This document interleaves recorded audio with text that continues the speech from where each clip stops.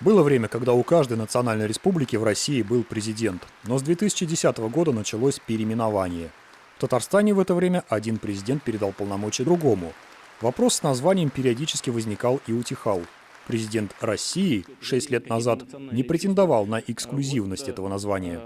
По поводу президента Татарстана. Вы знаете, у нас ведь, как в стране говорят, хоть горшком назовите, главное, чтобы в печку не ставили.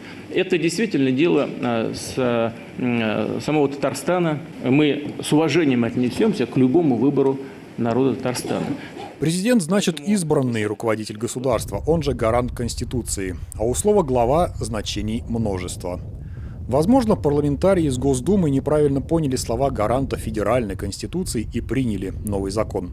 Хотя что-то похожее на тот самый выбор осталось. Он, конечно, может быть и губернатором, мэром или даже главой администрации, но при этом закон не допускает использования в наименовании главы региона слова «президент». Такое предложение возмутило и объединило парламентариев Татарстана независимо от партийной принадлежности и политических взглядов. Еще в ноябре Госсовет Республики выразил свое мнение поправками в проект того закона, к рассмотрению которого тогда Госдума только приступила. Все-таки президент подразумевает всенародную избранность. А глава региона, ну что такое глава региона? Главу региона можно и назначить. Единогласно мы проголосовали в Государственном Совете. Все фракции, все депутаты, все представители различных партий проголосовали. Сначала высказали свое несогласие с данным законодательной нормой. Потом при внесении поправок мы также единогласно их поддержали и внесли в Государственную Думу. Защищать позицию республики было поручено депутату Госдумы Ильдару Гельмуддинову. Но уже и тогда надежда на то, что Казань в Москве услышат, была минимальной. На основании обновленной Конституции мы принимаем новые, изменяем действующие законодательные акты.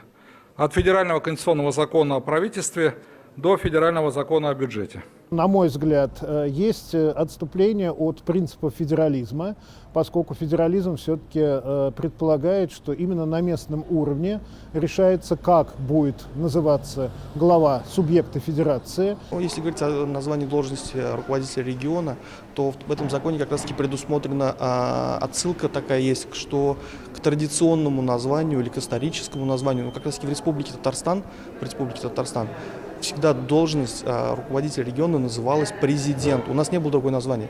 Площадь Свободы, на которую смотрит ежедневно руководство республики, место для современного Татарстана историческое. Здесь в 90-м году кипели страсти, она была полная людей, и тогда решали судьбу Татарстана, говорили о суверенитете республики.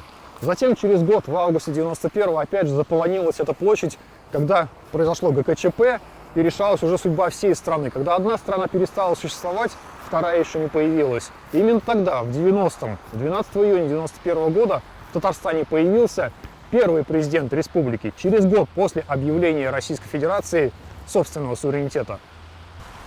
Бывает такое, что ветер дует в одну сторону, а флаги развиваются в разные.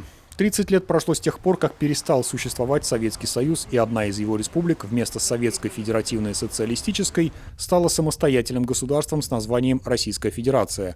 Судя по всему, 30-летний юбилей новой страны запомнится сменой политического курса. 30 лет назад была образована Российская Федерация. Страна в самом даже названии, имеющая указание на государственный уклад. Эта страна задумывалась как федерация. А федерация подразумевает большие полномочия на уровне входящих в нее субъектов федерации. По сути, это объединившиеся государства. И поэтому для меня, как для патриота республики, особенно прискорбно понимать, что наша Российская Федерация, по сути, сейчас становится унитарным государством. Из выступавших на тех сессиях, где долго обсуждали так называемый проект Клишеса и Крашенинникова, были замечены много коммунистов, чуть меньше представителей ЛДПР, Справедливой России и партии «Новые люди». И речь шла не столько о том, как называть руководителей регионов, хотя представители Татарстана здесь упоминали. Одно из предложений – формировать региональные парламенты только из одномандатных депутатов, без выборов по партийным спискам. И вы предлагаете избирать боярские думы. Боярские думы. Люди богатые, люди бизнеса. Вот кто будут заседать в местных парламентах. На земле участвуют в избирательной кампании те, кто добавляет любой партии. Держитесь за них, и партия будет побеждать. Значит, взяли, перечеркнули весь закон. Вон Морозов здесь присутствует, Олег Ильич. Какие бы должности ни занимал, всегда идет в округ.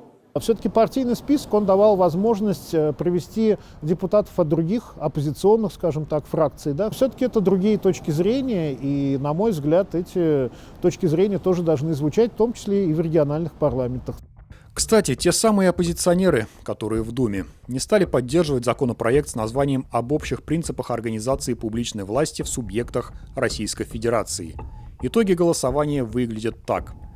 Фракция КПРФ 100% против, это 57 человек, среди них татарстанец Артем Прокофьев. Справедливая Россия за около 18%, то есть 5 голосов, против 71%, 20 голосов. Фракция партии «Новые люди» за почти 47%, 7 голосов, против 33%, это 5 человек. ЛДПР 23 голоса, это вся фракция за 100%. Единая Россия разделилась благодаря депутатам из Татарстана. За 90,8%, 295 голосов. Среди них 6 депутатов от Татарстана. Руслан Гаджиев, Ильдар Гильмуддинов, Альфия Кагогина, Олег Морозов, Максим Топилин, Елена Ямпольская. Против 1,8%, 6 голосов. Все татарстанцы. Рустам Калимулин, Татьяна Ларионова, Айдар Медшин, Марат Нуриев, Айрат Фарахов, Азат Ягафаров. Не голосовали от «Единой России» 7,4% или 24 человека, среди которых Татарстан представляют Ирик Богуславский и Илья Вольфсон. Еще одно новшество, которое тоже отдается на откуп регионам – отменить ограничение сроков для руководителей регионов. Те же 5 лет власти остаются, но переизбираться или переназначаться можно будет бесконечное количество раз. И снова пример Татарстана. Мы расширяем полномочия органов власти субъектов Российской Федерации. Многие вопросы будут приниматься в регионах. И что касается, сколько сроков быть губернатором, если исходить из вашей логики, Савченко эффективный губернатор, 2 срока отработал, все. Шаймиев Ментимир Шарипович. Результаты, видите? Эффективный руководитель. Значит, также по вашей логике он не должен был на 3-й срок остаться полномочий.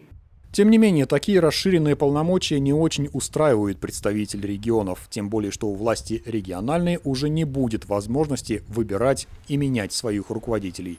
Все станет в руках главы государства. Не во всех унитарных государствах руководители провинций могут быть отстранены без всяких оснований руководителем государства. А у нас федерация, и у нас избранные губернаторы могут быть, получается, отстранены без всяких оснований, просто по утрате доверия. Мы расширяем полномочия регионам, мы ориентируем всю систему на гражданина, а здесь повышаем ответственность губернаторов перед гражданами. Вот он бездельник, избрался, там, средства нашел, ввел в заблуждение граждан и ничего не делает. Кто может защитить? Президент. Назначение министров, которое тоже должно согласовываться с Москвой, по мнению Альмира Михеева, может привести к тому, что в регионах элиты может просто и не остаться. Мы сейчас фактически будем терять амбициозных, серьезных, целеустремленных молодых людей, потому что они будут понимать, что делать карьеру надо из Москвы. Не надо делать ее в Татарстане, надо уезжать в Москву. Этот предновогодний сюрприз еще не подписан президентом страны, и теоретически еще есть небольшая надежда, что Россия останется федерацией. Но местные законодатели уже задумались о том, что в новом году придется менять старые законы. Реформы властей будут продолжены. Мы еще не видим какую-то целостную такую сложившуюся систему. Понятно, что в Российской Федерации все реформы начинаются сверху, потом идут вниз. У нас, в принципе, уже создана система такого жесткого федерализма. Да? Значит, отступать от него и идти в сторону унитарного государства полностью, на мой взгляд, нецелесообразно. Но все шаги делаются именно в этом направлении. Зуфар Давлетшин, Роман Безменов. 7 дней.